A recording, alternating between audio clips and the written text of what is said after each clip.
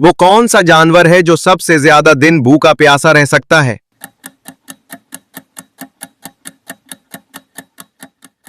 सही जवाब ऊंट। अगला सवाल, वो कौन सा जानवर है जो कभी छलांग नहीं लगा सकता?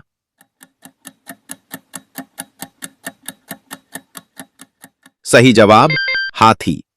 अगला सवाल, वो कौन सा जानवर है जिसकी याददाश्त बहुत तेज होती है?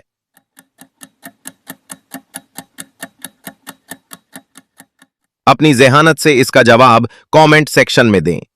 अगला सवाल, वो कौन सा जानवर है जो पानी में भी सो सकता है?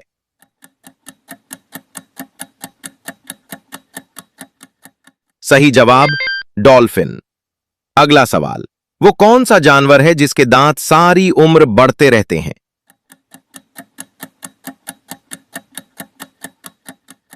सही जवाब खरगोश।